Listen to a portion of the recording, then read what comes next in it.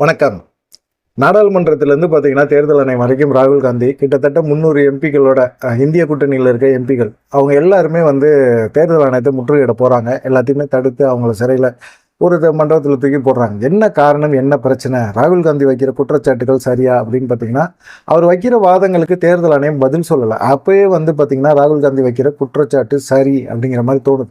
ஏன்னா கிட்டத்தட்ட பார்த்தீங்கன்னா, பீகாரில் 65 லட்சம் வாக்காளர்களை நீக்கியிருக்கிறாங்க. இது தொடர்பாக பார்த்தீங்கன்னா, உச்சநீதிமன்றத்தில் பொதுநல வழக்கை வழக்கறிஞர் பிரசாந்த் பூஷன் தொடர்ந்துருக்கிறார். அவர் என்ன கேட்குறாரு அப்படின்னா, பொதுநல வழக்கில் என்ன கேட்குறாரு அப்படின்னா, நீக்கப்பட்டவர்களுடைய பட்டியலை கொடுங்க, அவர்கள் எதுக்காக நீக்கினீங்க அப்படிங்கிற ஒரு காரணத்தை கொடுக்கணும். ஆனால் தேர்தல் ஆணையம் என்ன சொல்கிறாங்க அப்படின்னா, அப்படி நாங்கள் கொடுக்கணும்னு உங்கள்கிட்ட அவசியம் கிடையாது அப்படிங்கிற மாதிரி சொல்கிறாங்க.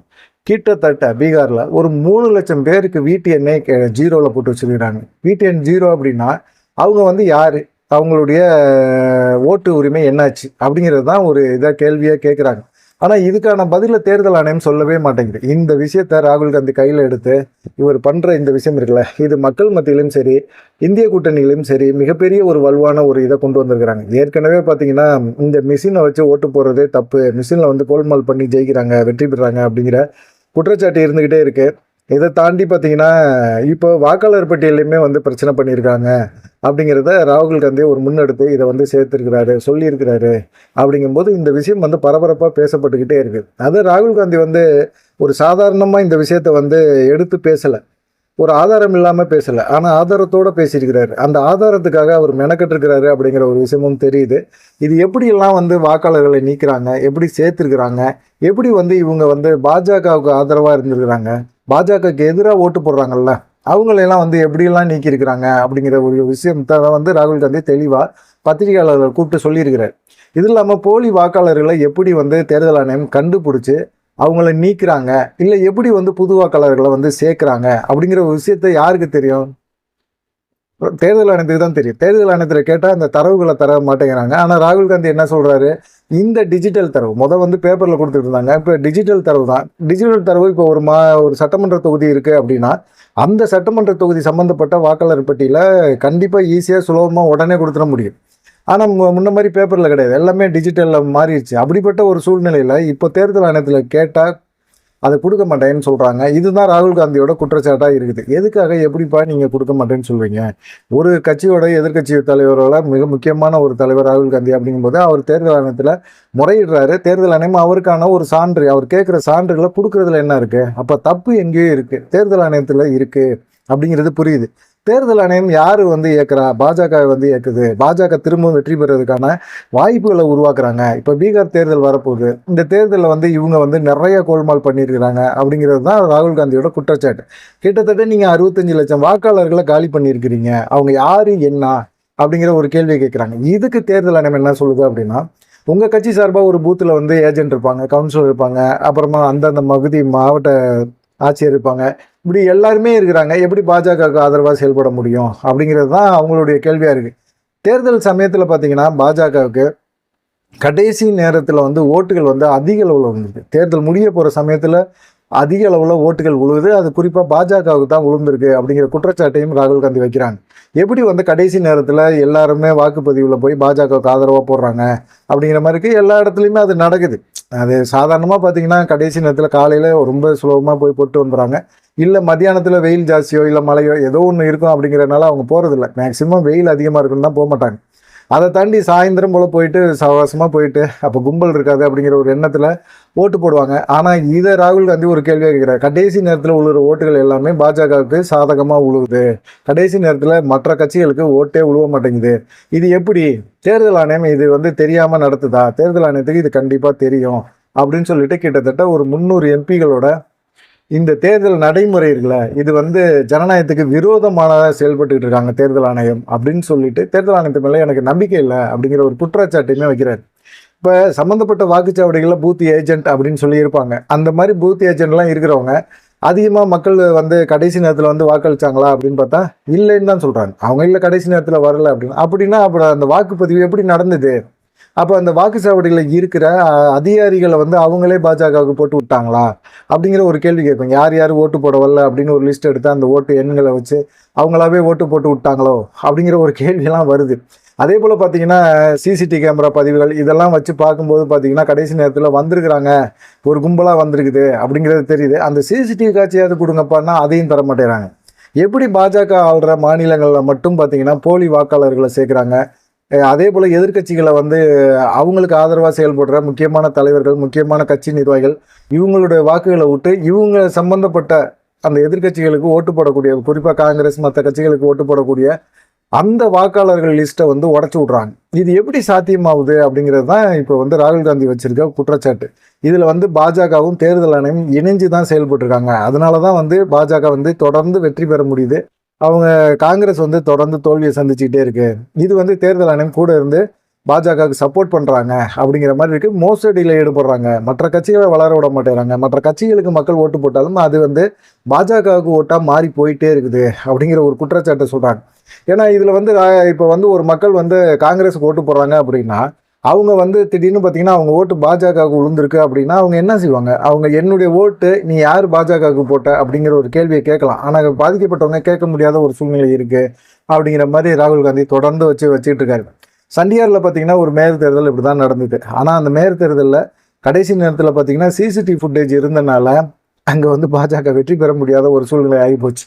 அதே போல் வந்து எல்லா தேர்தல்லையும் பார்த்தீங்கன்னா சிசிடிவி ஃபுட்டேஜை கொடுங்க அப்படின்னு கேட்டால் கொடுக்குற மாட்டேங்கிறாங்க. தேர்தல் ஆணையம் கொடுக்க வேண்டிய தேர்தல் ஆணையம் கொடுக்க மாட்டேங்குது. அப்போ வந்து ஏதோ ஒரு கோல்மாலை வந்து பாஜகவும் தேர்தல் ஆணையம் பண்ணுது அப்படின்னு சொல்லி ராகுல் காந்தியோட குற்றச்சாட்டாக இருக்குது. இப்போ தமிழ்நாடை பொறுத்த வரைக்கும் அந்த பிரச்சனை பெருசாக இல்லை. ஏவிஎம் மிஷினில் மட்டும் ஏதோ ஒரு பிரச்சனை பண்ணுறாங்க அப்படிங்கிறது தெரியுது. இந்த மாதிரி சமயத்தில் வந்து இப்படி ஒரு குற்றச்சாட்டை வந்து ராகுல் காந்தி வச்சிருக்கிறது இப்போ இந்திய அரசியலில் வந்து பெரிய ஒரு பரபரப்பை ஏற்படுத்திக்கிட்டே இருக்கு. ஒரு அதிகாரி அவர் தெரிஞ்சு தவறு செய்கிறாரா, இல்லை அவர் வந்து இயக்குறாங்களா, அவர் யார் பேச்சை கேட்டு இந்த மாதிரி செயல்படுறாங்க, அதிகாரிகள் துணை இல்லாமல் தேர்தல் ஆணையம் இந்த மாதிரி ஒரு செயல்பாடுகளை நடத்த முடியாது, தேர்தல் ஆணையத்துக்கு பாஜகவோட லிங்க் இல்லாமல் அவங்களும் இந்த மாதிரி செய்ய முடியாது அப்படிங்கிற ஒரு குற்றச்சாட்டை தொடர்ந்து வச்சுக்கிட்டே இருக்கிறாரு. கண்டிப்பாக வந்து இது ராகுல் காந்திக்கு ஆதரவாக இந்திய ஜனநாயக கூட்டணி ஃபுல்லாகவே வந்து பார்த்திங்கன்னா செயல்படுறாங்க. கிட்டத்தட்ட பார்த்திங்கன்னா எல்லாருமே வந்து மிகப்பெரிய ஒரு போராட்டத்தை கையில் எடுக்கிறாங்க. இப்போ வந்து என்னென்னா தேர்தல் ஆணையம் பாஜகவோட கட்டுப்பாட்டில் இருக்குது, பாஜக சொல்கிறத கேட்குது. அப்படிங்கும்போது ஒன்றுமே செய்ய முடியாது. ஜனநாயக முறைப்படி யாருமே வெற்றி பெற முடியாது. தொடர்ந்து பாஜக தான் அந்தந்த மாநிலங்களில் வெற்றி பெற முடியும்.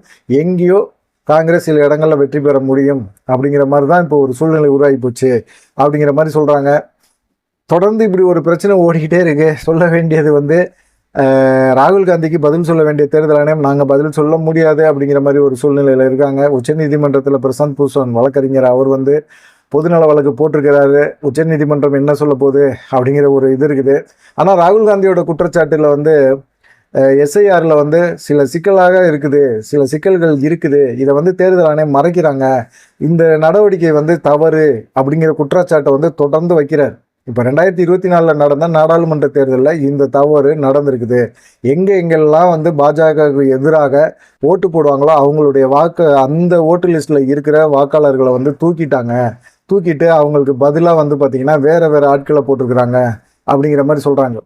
அப்புறமா இப்போ வரப்போகிற அந்த சட்டமன்ற தேர்தலையும் பார்த்தீங்கன்னா மிகப்பெரிய அளவில் ஒரு பாதிப்பை பாஜக கூட்டணிகள் இருக்கிற கட்சிகள் எல்லாமே செய்யும்.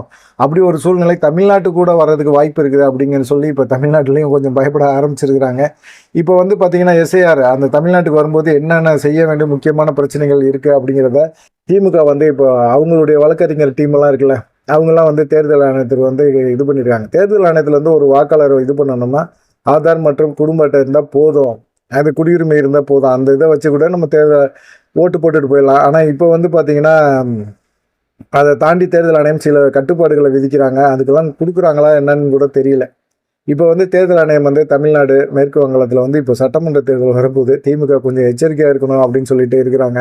பார்க்கலாம் என்னென்ன நடக்க போகுது அப்படிங்கிறத பார்ப்போம். ராகுல் காந்தி குற்றச்சாட்டுக்கு வலுவாக வந்து சில விஷயங்களை வந்து எல்லா கட்சிகளும் எடுத்து இப்போ பாஜகவுக்கும் தேர்தல் ஆணையத்துக்கும் எதிராக வந்து செயல்பட்டுக்கிட்டு இருக்காங்க. அப்படிங்கும்போது ஒரு ஆரோக்கியமான ஒரு அரசியலை நோக்கி ராகுல் காந்தி நகர்த்தி இருக்கிறார். ரொம்ப வருஷத்துக்கு அப்புறமா வந்து ஒரு விஷயத்த அவர் வந்து கையில் கிடைச்ச பிறகு இந்த விஷயத்தை வந்து ஆதாரபூர்வமாக நிரூபிக்கணும், ஆதாரபூர்வமாக பத்திரிகையாளர்கிட்ட சொல்லணும் அப்படின்னு நினச்சி ஆதாரபூர்வமாக ராகுல் காந்தி இந்த விஷயத்தை பத்திரிகையாளர் மத்தியில் கொண்டு போய் அதை இந்திய கூட்டணியை எல்லார் கவனத்துக்கும் கொண்டு வந்து அந்த கூட்டணியில் இருக்கிற எல்லா எம்பிகளையும் சேர்த்து நாடாளுமன்றத்தில் இருந்து அவர் தேர்தல் ஆணையம் வரைக்கும் போய் முற்றுகை போராட்டம் நடத்த போகிறோன்னு சொன்ன வரைக்கும் பார்த்தீங்கன்னா ராகுல் காந்தி கொஞ்சம் மெனக்கிட்டு இருக்கிறாரு. இப்போதான்ப்பா இந்தியா கூட்டணிக்கு அவர் வந்து ஒரு தலைமை பண்போடு செயல்பட்டுருக்கிறாரு ராகுல் காந்தி அப்படிங்கிற மாதிரி கூட்டணியில் இருக்கிறவங்களும் சொல்கிறாங்க. இதில் எல்லாம் பார்த்தீங்கன்னா போலீஸார் வந்து இந்த பேரிகார்டெல்லாம் போட்டு மறைச்சிட்டாங்க. ஆனால் நம்ம ஜோதிமணி எம்பிலாம் ஏறி குதிக்கிறாங்களப்பா. பார்க்கும்போதே ஐயோ இவங்கெல்லாம் எப்படியா எம்பி நிற்கினீங்க அப்படிங்கிற மாதிரி தோணுது. அநியாயத்தை கண்ட அப்படியே டென்ஷன் ஆயிடுவாங்கல்ல, அந்த மாதிரி டென்ஷன் ஆகிட்டாங்க எம்பிகள்லாம். அப்படியே ஏறி கூச்சு பேரிகார்டெலாம் ஏறி கூச்சு. என்ன பண்ண போகிறீங்க? தேர்தல் ஆணையத்தில் போய் என்ன பண்ண போகிறீங்க? அங்கே வாசல் நின்று கத்துவீங்க. எவ்வளோ ஒரு நாள் கத்துவீங்களா, 2 நாள் கத்துவீங்களா? இல்லை தொடர்ந்து நாங்கள் உண்ணாவிரதம் இருந்தாலும் பிரதமர் மோடி வந்து அதை கண்டுக்கவே மாட்டார். அவ்வளோ பாட்டுக்கு அசால்ட்டாக விட்டுருவார். நீங்கள் பாட்டுக்கு உங்கள் வேலையை பாருங்கள் அப்படின்னு விட்டாருன்னு வச்சுங்க, நீங்கள் என்ன செய்வீங்க?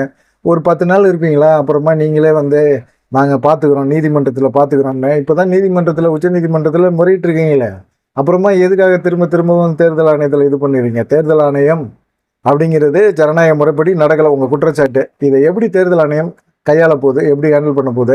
இப்போ திமுகவும் கொஞ்சம் உஷாராகிடும். இந்த விஷயங்கள்ல எல்லாம் வந்து பாஜக வாக்காளர் பட்டியலில் வந்து ஏதோ குளறுபடி பண்ணுறாங்க அப்படிங்கிற ஒரு விஷயத்தில் கண்டிப்பாக தமிழ்நாட்டில் அதை பெருசாக பண்ண முடியாது. திமுக ரொம்ப விழிப்புணர்வோடு இருப்பாங்க, அவங்க கவனமாகவே இருப்பாங்க. வாக்காளர் கரெக்டு, இவர் கரெக்டு அப்படின்னு பூத்தில் உட்காந்துருக்கிற திமுக பூத் ஏஜென்ட்டுகள் எல்லாம் பார்த்தீங்கன்னா ரொம்ப கரெக்டாக உட்காந்துருப்பாங்க. அது இல்லாமல் பார்த்தீங்கன்னா அவங்க கடைசி வரைக்கும் ஒரு அந்த ஏரியாவில் இருக்கிற ஆட்களை வந்து ஞாபகத்தில் வச்சுருப்பாங்க. அதனால வந்து எந்த விதமான குழப்பமும் ஏற்பட வாய்ப்பில்லை அப்படின்னு சொல்கிறாங்க.